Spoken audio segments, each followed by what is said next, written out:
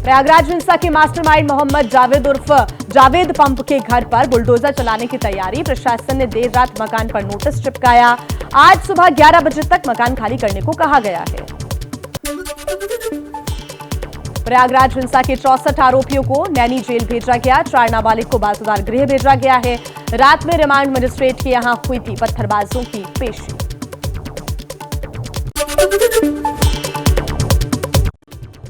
UP में हिंसा को लेकर सीएम योगी की उच्च स्तरीय बैठक। सभी जिलों के आला अधिकारियों के साथ बैठक। यूपी में कानून व्यवस्था को लेकर बैठक में समीक्षा की। यूपी हिंसा मामले में अब तक 13 एफआईआर दर्ज और 255 से ज्यादा गिरफ्तारी। सभी पर लगेगा गैंगस्टर एक्ट। संपत्ति को नुकसान पहुंचाने वालों से भरपाई भी होगी। अब तक 230 व्यक्तियों की गिरफ्तारी की जा चुकी है। दोषियों के विरुद्ध गैंगस्टर एक्ट के तहत कार्रवाई होगी तथा उनके संपत्ति के जब्तीकरण की भी कार्रवाई की जाएगी। सहारनपुर थाने में पुलिस की पिटाई का वीडियो वायरल। अखिलेश यादव ने ट्वीट कर पुलिस की कार्रवाई पर उठाए सवाल।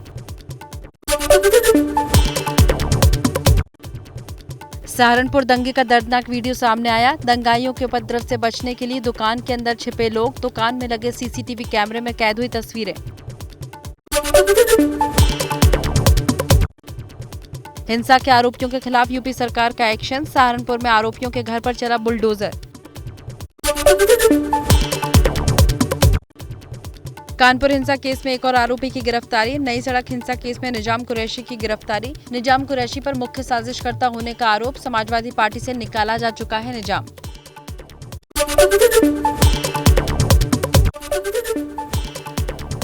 रांची हिंसा मामले में अब तक 9 एफआईआर दर्ज की गई। इसमें 26 को नामजद आरोपी बनाया गया। इसके अलावा 10,000 अज्ञात लोगों के खिलाफ भी केस दर्ज किया गया है। रांची में इंटरनेट सर्विस बहाल कर दी गई है। यहां हिंसा की जांच के लिए 2 सदस्यीय समिति का गठन किया गया है। झारखंड के पूर्व सीएम बाबूलाल मरांडी ने सीएम सोरेन पर निशाना साधा। कहा, पूरा राज्य गुंडों लफंगों के हाथ में चला गया है। गुंडा और लफंगों के हाथ में पूरा रांची शहर। पश्चिम बंगाल में हिंसा के बाद हावड़ा के पुलिस कमिश्नर सी सुधाकर को हटाया गया। प्रवीण कुमार त्रिपाठी होंगे हावड़ा के नए कमिश्नर। हिंसा प्रभावित इलाकों में भारी सुरक्षा बल तैनात। हावड़ा में हुई हिंसा में अब तक 60 लोग गिरफ्तार। पुलिस दंगा, हत्या के प्रयास और सार्वजनिक संपत्तियों को नुकसान पहुंचाने के मामले में केस दर्ज कर गिरफ्तारी कर रही है। बंगाल बीजेपी अध्यक्ष सुकांत मजूमदार को कोलकाता पुलिस ने छोड़ा। हावड़ा में हिंसा प्रभावित इलाकों का दौरा करने जाने के दौरान किया था गिरफ्तार। जेपी नड्डा ने कहा, बंगाल सरकार जनता की लड़ाई लड़ने वालों की आवाज दबाती है। पश्चिम बंगाल बाल अधिकार निकाय ने फुरफुरा शरीफ को नोटिस जारी किया। हावड़ा में हुए विरोध प्रदर्शनों में बच्चों के इस्तेमाल से संबंधित वीडियो सोशल मीडिया पर वायरल होने के बाद कारण बताओ नोटिस जारी किया। बंगाल के मुर्शिदाबाद में फिर भड़की हिंसा। नुपुर शर्मा के खिलाफ प्रदर्शन के दौरान उपद्रव। दंगाइयों की भीड़ ने पुलिस पर बम से हमला किया। हालात काबू करने के लिए पुलिस ने आंसू गैस के गोले दागे।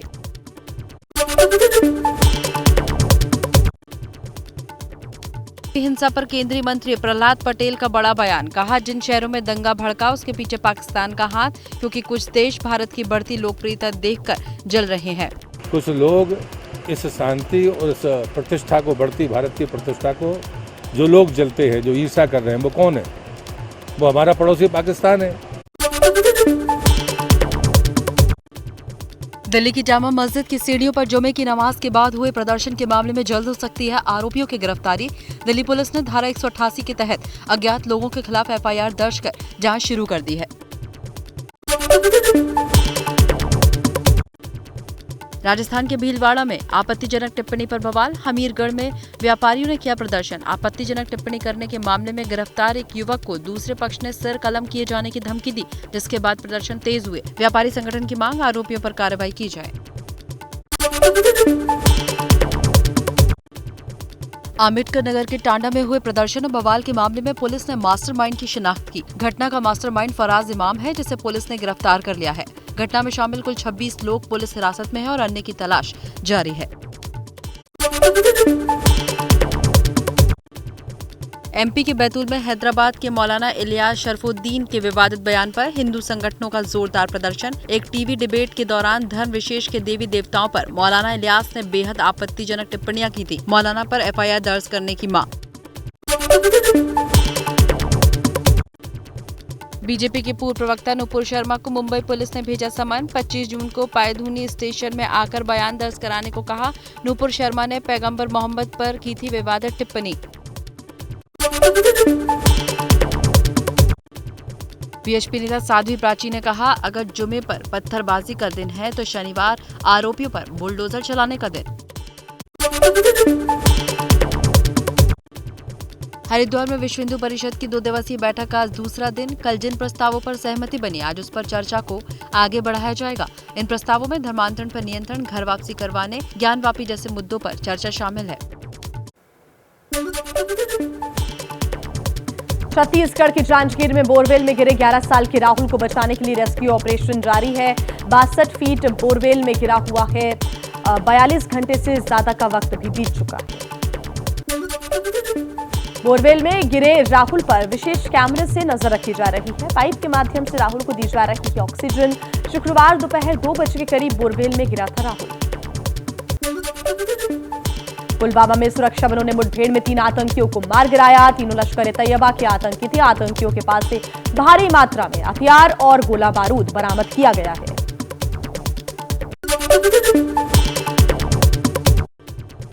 नेशनल हेराल्ड मामले में सोनिया राहुल को मिले ईडी के समन के खिलाफ आज कांग्रेस देश भर में करेगी प्रेस कॉन्फ्रेंस। सोमवार को पूछताछ के लिए राहुल को ईडी ने बुलाया है। उस दिन भी कांग्रेस पूरे देश में आंदोलन करेगी। गृह मंत्री अमित शाह आज गुजरात के गांधीनगर में कई विकास परियोजनाओं का उद्घाटन और शिलान्यास करेंगे।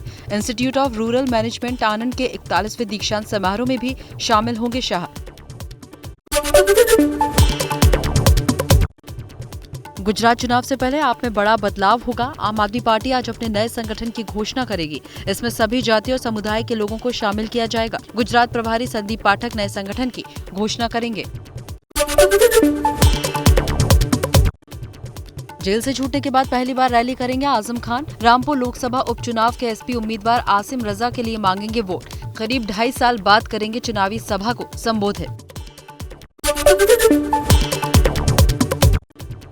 विधायक शोभा रानी कुशवाहा के बगावती तेवर। शोभा रानी ने दिए बीजेपी छोड़ने के संकेत। बीजेपी के खिलाफ अपनी नाराजगी बयां की।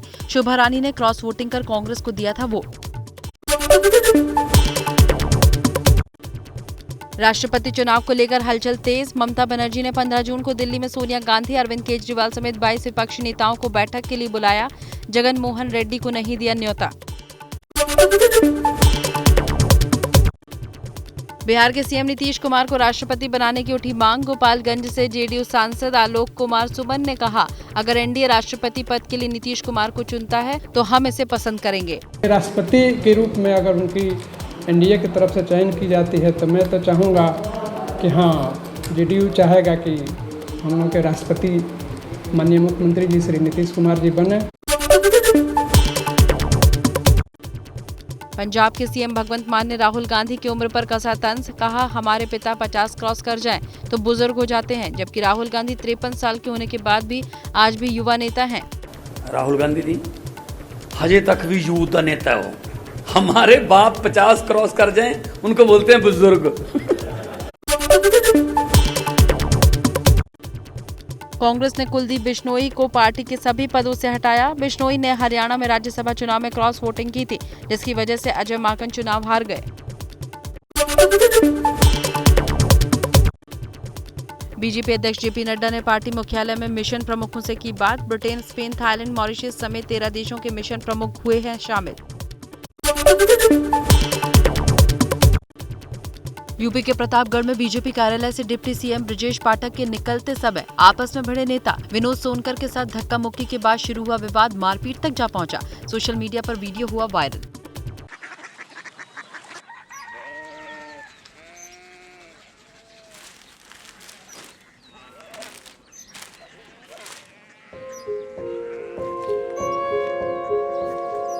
पापा बाबा कोरिया सिटी जानी ना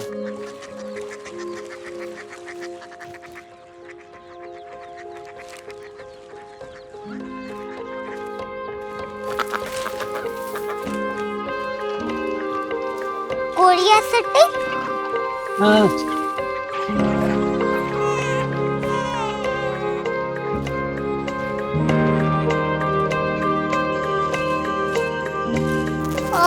कोरिया सिटी कहाँ पे है? शहर अंग्रेजी लगे हैं।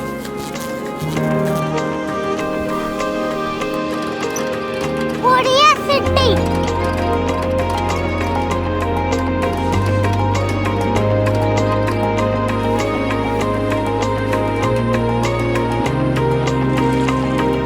वो बहुत दूर है।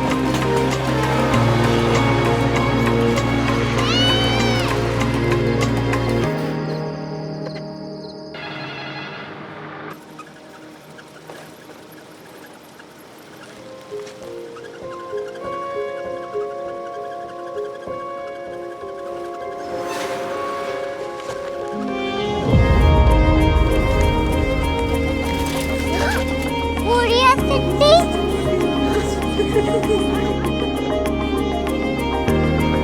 दुनिया कुछ लोग बड़े होते हैं। कोरिया सिटी कहाँ है? प्रोफेसर साहब को पता होगा। हो ये छोटा वाला ग्लोब लगता है और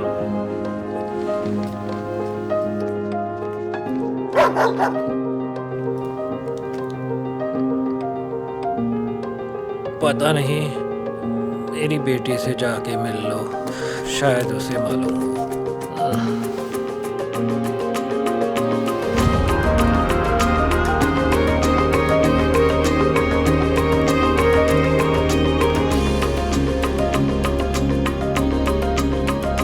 हाय, बाबा ने भेजा है। Come here. Korea city Korea city नहीं, क्यूरियोसिटी। वो क्या? That's what brought you here. जो तुम्हें यहाँ तक ले आया। क्यूरियोसिटी